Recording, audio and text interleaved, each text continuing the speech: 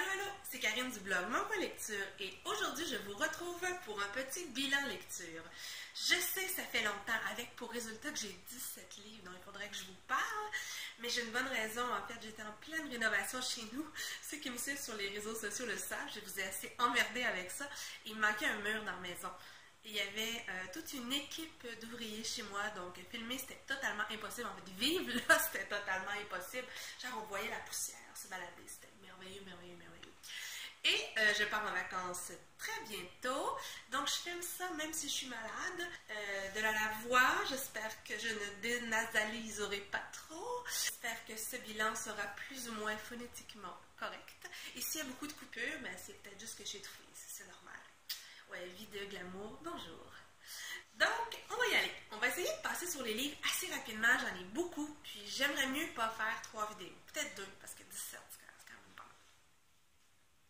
Premier roman dont je vais vous parler, c'est celui-ci, c'est 2666 de Roberto Bolaño, je ne sais pas comment on prononce, 2666. C'est une énorme brique, ça a 1376 pages, si je me souviens bien. Et c'est quelque chose qui m'a dépassé. C'est un roman que j'ai terminé. Et je l'ai recommencé. Parce qu'il fallait que je vérifie des choses, il fallait que je sois certaine. Parce que ce qui se cache dans ces romans-là, c'est 5 romans. 5 romans qui se répondent. Et il y a de l'intertextualité partout. Même là où il n'y en a peut-être pas. En fait, moi, j'en ai trouvé partout. J'ai adoré chercher des symboles, chercher des trucs, des connexions. Ce roman-là, pour moi, est tout à fait génial. Je vais avoir vraiment de la difficulté à vous en parler, même si ça fait déjà un petit bout que je vous en parle. Donc, 5 livres avec quand même un thème commun, c'est-à-dire il y a derrière tout ça un auteur qui est vénéré au départ par des universitaires. Il s'appelle Arcimboldo. On sait qu'il est né en Allemagne. Et on ne sait pas grand-chose d'autre de sa vie. Alors, on a des gens qui l'étudient. On va le rencontrer, lui, dans le 5e livre. Et en toile de fond, il y a une histoire qui se passe au Mexique, une histoire de meurtre où il y a vraiment un nombre incalculable de femmes qui ont été tuées. Et le pire, c'est que ça se base sur des faits réels. Donc, cette 4e partie-là, où on décrit les meurtres, pour moi, j'ai trouvé horrible, horrible, horrible. Celle-là, je l'ai trouvée un petit peu longue, j'avais hâte que ça finisse, là, le cœur me manquait, surtout que des fois, c'est pas plus que des enfants. C'est pas un roman qui est pour tout le monde. C'est pas un roman que tout le monde va adorer, mais moi, j'ai passé un excellent moment de lecture. J'adore m'inventer des histoires, j'adore me poser des questions, j'adore pas avoir toutes les réponses, fait que c'était vraiment un livre pour moi. Dans le désordre, parce que je vais commencer par ceux que j'ai encore ici en papier, j'ai lu La Servante écarlate, The Handmaid's Tale, je l'ai lu en anglais.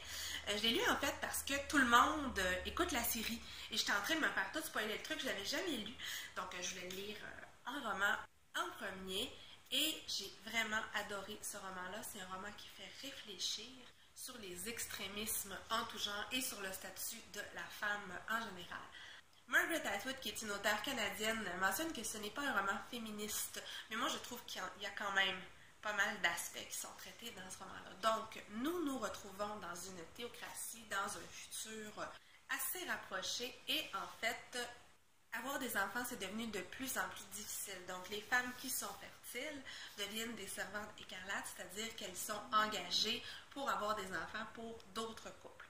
Et notre personnage principal est l'une de ces personnes-là. Donc, elle est habillée en rouge et elle habite dans une grande maison avec un homme et sa femme qui ne peut pas avoir d'enfant. Et le but, c'est qu'elle ait un enfant.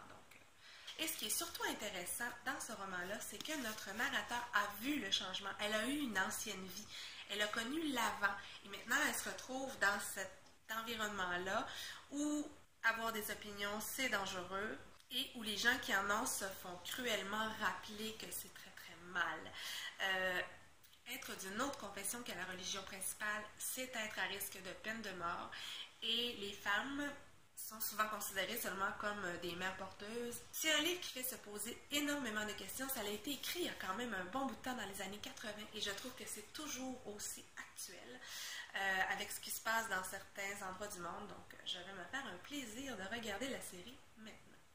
Un autre roman merveilleux et magnifique que j'ai adoré, mais qui encore une fois ne plaira pas à tout le monde. J'aime ça les affaires bizarres des fois. J'ai donc adoré Le Jardin des 7 crépuscules et je le dis à la française, Miquel de Palol, parce que j'ai aucune idée comment dire ça. C'est un roman qui est écrit en catalan, ça se passe à Barcelone, il y a eu une guerre atomique et Et le personnage principal va être évacué de la ville et va se ramasser dans une maison extraordinaire dans les montagnes où il y a entre autres le jardin des 7 crépuscules. Dans cette maison-là, il y a plusieurs personnes qui y vivent, en fait, qui attendent et, on le croit au départ, pour passer le temps, ils se racontent des histoires. On pense tout de suite au Décaméron. Bien entendu, il y a plein de références là-dedans aussi et il y a des références à la littérature en général. Donc, on a le présent, c'est-à-dire ce qui se passe dans le château, parce qu'il y a une mini-intrigue qui se passe là aussi, et toutes les histoires qui sont racontées par tous les personnages. Et là, ça devient compliqué, parce que c'est une histoire, d'une histoire, d'une histoire. Il faut suivre, je vous le jure. D'ailleurs, il y a même une espèce d'arbre là à la fin. Attendez, je vous montre. Alors, vous voyez, ça nous permet de suivre qui dit quoi. Et c'est pas toujours évident parce que des fois on parle des mêmes personnes mais sous un autre nom. Les histoires se répondent mais on le réalise pas toujours. Et le tout, ça va tourner autour de la banque Mire et de son fameux joyau. C'est une des premières histoires qu'on nous raconte et on va voir au fur et à mesure comment cette histoire-là va se dérouler. Moi j'ai trouvé ce livre-là merveilleusement bien écrit et probablement merveilleusement bien traduit. J'ai adoré embarquer dans ces histoires-là. J'étais dans le fameux château. J'étais là avec eux autres. J'avais l'impression d'avoir leur veillé dans cet endroit qui avait l'air extraordinaire où ils racontaient toutes sortes d'histoires plus intrigantes les unes que les autres et qui amènent plusieurs personnes qui sont dans le château à se questionner sur ce qu'ils sont, sur leurs origines et tout ça. Bon, je sais que mon résumé, c'est rien par rapport à ce qu'il y a dans ce roman-là. Encore une fois, c'est pas pour tout le monde. C'est pour ceux qui aiment se compliquer la vie. C'est pour ceux qui aiment se poser énormément de questions et ne pas avoir toutes les réponses. C'est quand même un roman grand format qui fait... Attendez...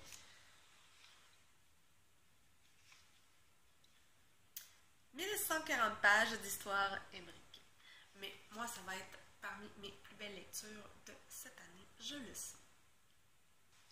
En juin, c'était le mois anglais, donc j'ai lu mon Agatha Christie annuel, j'ai lu Sparkling Cyanide. Pourquoi celui-là? Il faut savoir qu'il y a quelques années, avec une bande de copines blogueuses, je pense que je suis la seule à bloguer encore, ou presque, nous avions fait un challenge qui s'appelait The Unicorn and the Wasp, parce que si vous suivez, j'étais hyper fan de Doctor Who, je suis encore, mais quand même moins qu'à l'époque, j'étais un petit peu passionnée. Dans la saison 4, il y a un épisode où le docteur raconte Agatha Christie. Et on avait décidé de lire tous les romans qui étaient cités dans cet épisode-là par ordre de publication. J'en suis rendue à celui-là parce que, ouais, des fois, j'ai la tête dure, puis je continue les challenges 10 ans plus tard. C'est un Agatha Christie qui n'est pas mal du tout, mais c'est quand même pas mon préféré. D'abord parce que je trouve qu'on voit les choses venir de très très loin. Et il est quand même un peu moins palpitant que mes préférés d'Agatha Christie. Bien entendu, on a quand même l'espèce d'atmosphère so British qui fait que c'est cool. Mais il m'a manqué le petit je ne sais quoi qui fait que des fois, pour moi, Agatha Christie, c'est un peu mythique comme lecture. Donc, dans celui-là, on se retrouve à Londres, dans une famille assez aisée. Il y a 6 mois, Rosemary Barton s'est suicidée au resto avec du cyanure dans son champagne.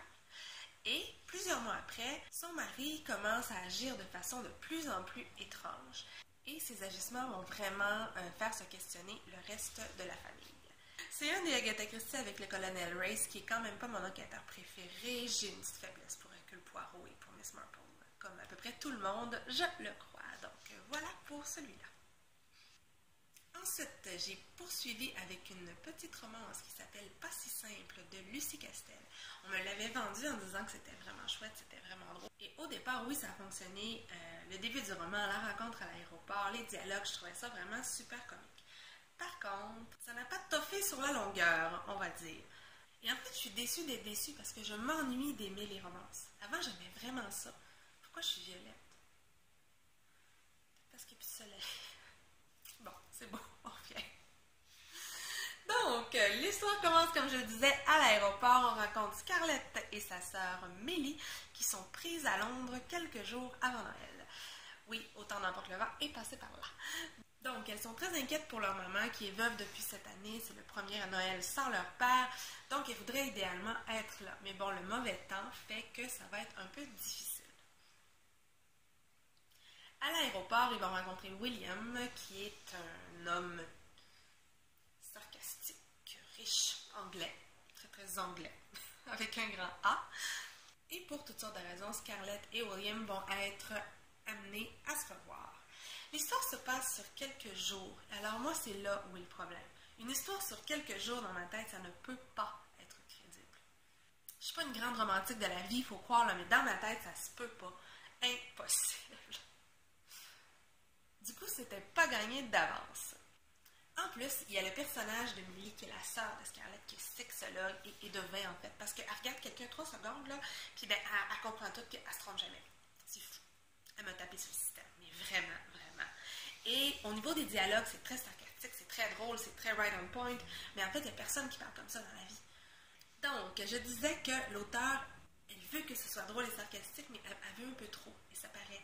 Donc, c'est pas super naturel comme dialogue. Au début, c'est drôle, mais à un moment donné, pour moi, c'était trop. Par contre, c'est pétillant. C'est plein de références fort sympathiques. Londres sous la neige, ouais, souvenir.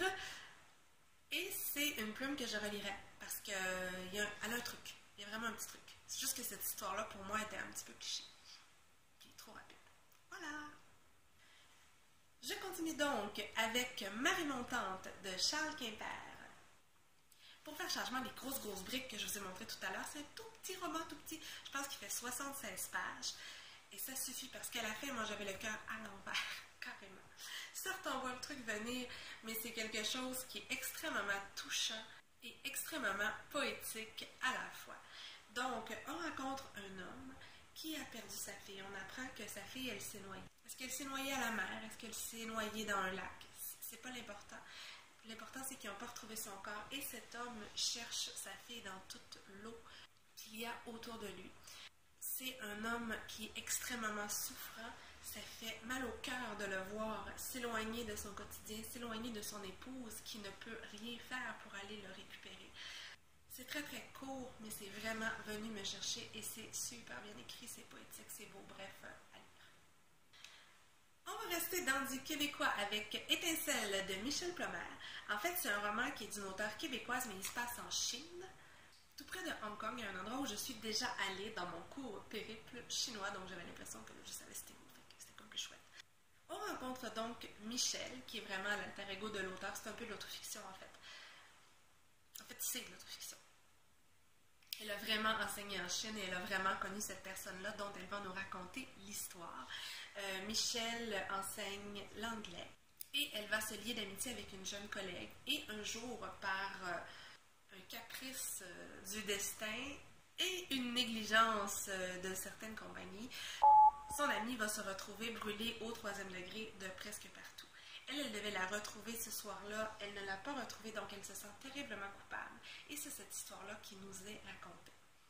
Moi, j'ai beaucoup aimé retrouver la Chine à travers les yeux d'une occidentale parce que c'est un choc culturel. En tout cas, moi, j'ai eu un choc culturel.